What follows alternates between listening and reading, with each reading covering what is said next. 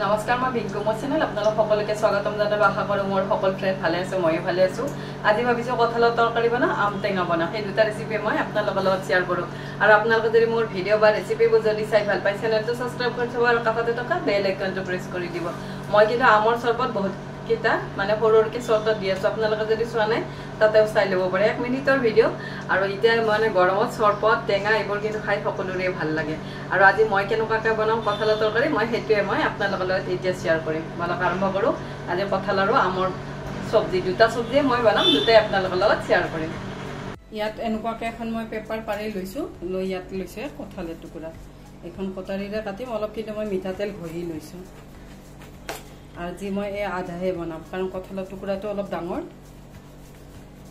আৰু আমি কিন্তু বিহু নোযোৱালৈ আম কঁঠাল নাখাওঁ বিহু যোৱাৰ পিছতহে আম কঁঠাল খাওঁ আৰু আজিকালি যেতিয়া তেতিয়া কিন্তু কঁঠাল বজাৰত পোৱা যায় তথাপি আমি বিহু নোযোৱালৈ এইবোৰ নাখাওঁ এনেকুৱাকৈ কাটি অলপ তেল মুচি ল'লে তেতিয়া আৰু আঠাটো নালাগে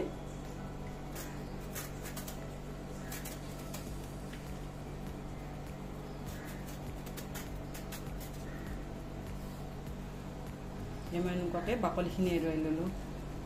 এই আমাৰ কঁঠালখিনি এনেকুৱাকৈ চাফা কৰি ল'লোঁ লৈ ইয়াৰে মাজৰে ঠাৰিডালো অলপ কাটি দিছোঁ এই ঠাৰিডাল সিদ্ধ হওঁতে বহুত সময় লাগে আৰু এইডাল খায়ো ভাল নালাগে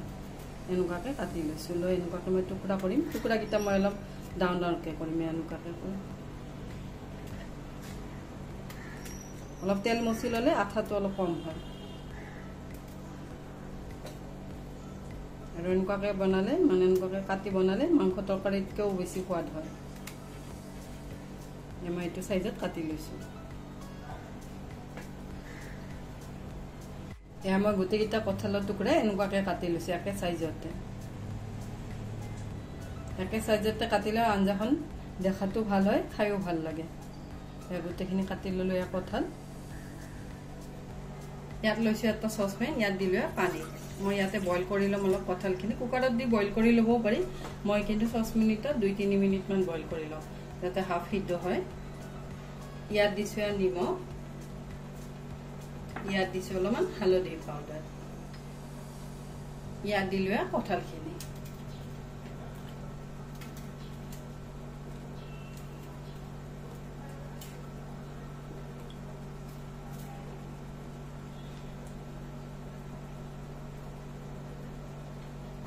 এয়া মই কঁঠালখিনি অলপ সিদ্ধ কৰি ল'লোঁ লৈ ইয়াত লৈছোঁ এখন চুৰিখনেৰে এনেকুৱাকৈ কাটি চাইছোঁ এয়া হাফকৈ সিদ্ধ হৈছে গোটেইখিনি ভালদৰে সিদ্ধ হোৱা নাই এয়া মোৰ কঁঠাল সিদ্ধ হৈ গ'ল এটা ক'লা কেৰাহী লৈ ইয়াতে দি ল'ম মিঠাতেল কিন্তু মই অলপ বেছিকৈ দিম কঁঠালখিনি আগতে ভাজি ল'ম মই অলপ বেছিকৈ দিলোঁ মিঠাতেল এয়া মই তেলখিনি গৰম কৰি ল'লোঁ লৈ ইয়াতে দিলোঁ কঁঠালখিনি এয়া মই কঁঠালখিনি হাফকৈ ভাজি ল'ম আৰু ক'লা কেৰাহীত বনালে কেতিয়াও কিন্তু লাগি নপৰে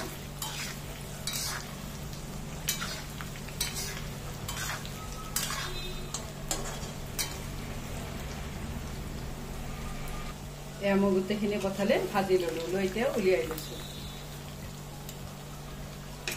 বাতিটোতে উলিয়াই ল'ম এয়া মই আলু দুটামানো ভাজি ল'লোঁ এয়া ব্ৰাউনকৈ ভাজি লৈছোঁ আলুকেইটাও ইয়াত অলপ নিমখ হালধি দি ভাজি ল'লোঁ এইখিনি উলিয়াই ল'লোঁ ইয়াতে দিলোঁ পিঁয়াজ ইয়াত লৈছোঁ জিৰা আদা নহৰু আৰু কেঁচা জলকীয়া এইখিনি মই মিহিকৈ পেষ্ট কৰি ল'ম এইখিনি কিন্তু মই পটাতে পেষ্ট কৰি ল'ম এয়া মই এইখিনি মিহিকৈ পেষ্ট কৰি ল'লোঁ এয়া মই পিঁয়াজখিনিও ভাজি ল'লোঁ মই ইয়াতে কঁঠাল আৰু আলুখিনি দি দিলোঁ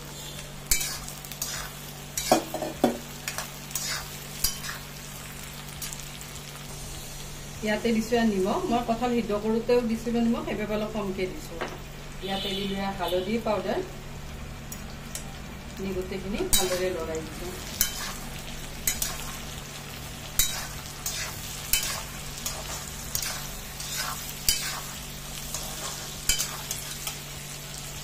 এয়া মই গোটেইখিনি ভালদৰে ভাজি ল'লোঁ লৈ ইয়াতে বটা মছলাখিনিও দি দিলোঁ দি গোটেইখিনি আকৌ অলপ লৰাই দিছোঁ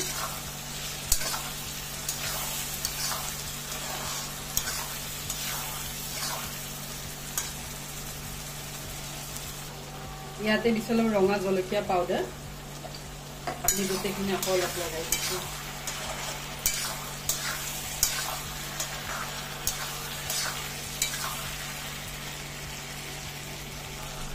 এয়া মই গোটেইখিনিয়ে মছলাই চব্জিয়ে ভালদৰে ভাজি ল'লোঁ লৈ ইয়াতে মইদিনীয়া পানী এয়া মই কিন্তু কঁঠাল সিজোৱা পানীখিনিয়ে দি দিছোঁ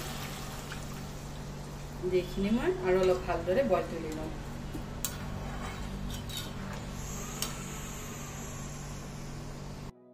এয়া মই কঁঠালখন ভালদৰে বইল কৰি ল'লোঁ এয়া কঁঠালৰ তৰকাৰী ৰেডি হৈ গ'ল ইয়াৰ ওপৰত মই দিম অলপমান গৰম মছলা এইবোৰো কিন্তু ঘৰতে খুন্দা গৰম মছলা অলপতে গোন্ধটো খুব ভাল হয় আৰু এই আধা ভাঙা গৰম মছলাত গোন্ধটো খুব ভাল হয় মই গোটেইখিনি ভালকৈ লৰাই দিলোঁ আৰু কলা কেৰাহীত বনালে দেখাটো ধুনীয়া হয় তৰকাৰীখন ইয়াৰ ওপৰত মই দিম অলপ ঘি নিদিলেও হয় তথাপি মই গৰম মছলা দিছোঁ বাবে মই এচামুচ ঘি দিম ইয়াতে দিলে ঘি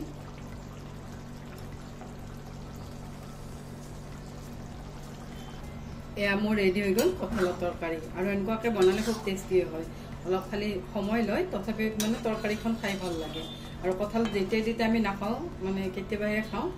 এয়া আৰু এনেকুৱা বনালে মানে টুকুৰাকেইটাও ভাঙি নাযায় এয়া ৰেডি কঁঠালৰ তৰকাৰী ইয়াত মই লৈছোঁ আম দুটাই লৈছোঁ দুটা মই ধুই লৈছোঁ ধুই ইয়াৰে টুকুৰাকৈ কাটি লওঁ এনেকুৱাকৈ মই এটা আমৰ এনেকুৱাকৈ 4 টুকুৰা কৰি লৈছোঁ বাকলি গুচাইও কৰিব পাৰি বাকলি নুগুচাইও কৰিব পাৰি মই কিন্তু আজি বাকলি নুগুচোৱাকৈ কৰিম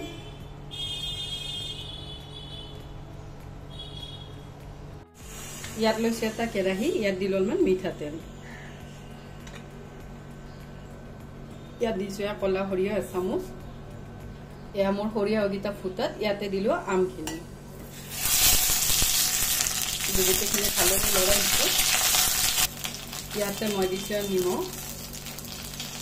মোৰ আমকেইটা অলপ টেঙা বেছি সেইবাবে অলপ বেছিকৈ দিছোঁ নিমখ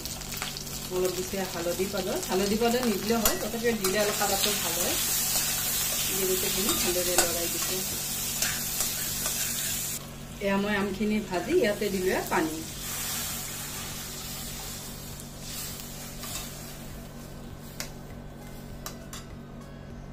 এয়া মোৰ আমৰ টেঙাখন ভালদৰে উতলাত ইয়াত দিলোঁ চেনি মই ইয়াতে 2 চামুচ দিছোঁ আপোনালোকে যদি বেছিকৈ মিঠা খায় তেনেহ'লে অলপ বেছিকৈ দিব মই অলপ কমকৈ দিছোঁ এয়া মোৰ আম টেঙা ৰেডি হৈ গ'ল ইয়াৰ ওপৰত দিছোঁ অলপ ভাজা মছলা ইয়াৰ ওপৰত দিলোঁ অলপ চিলি ফ্লেক্স দি গোটেইখিনি ভালদৰে লৰাই দিলোঁ এয়া মোৰ ৰেডি হৈ গ'ল আম টেঙা মই অলপ গ্ৰেভিকৈ থৈ দিছোঁ এয়া মই বাতিটোত উলিয়াই ল'লোঁ আম টেঙা ৰেডি এনেকুৱাকৈ যদি আমি কঁঠাল বনাওঁ মাংস খোৱাৰ দৰে হয় আৰু কলা কেৰাহীত বনালে মানে হেৰিটো কালাৰটো খুব ধুনীয়া হয় মানে অলপ কলা হয় আৰু চব্জিখন এনেকুৱাকৈ বনালে খুব টেষ্টি হয় আৰু আজিৰ ৰেচিপি দুটা আপোনালোকে কেনেকুৱা পালে মোক কমেণ্ট ছেকশ্যনত লিখি জনাব আজিৰ বাবে আহোঁ থেংক ইউ বাই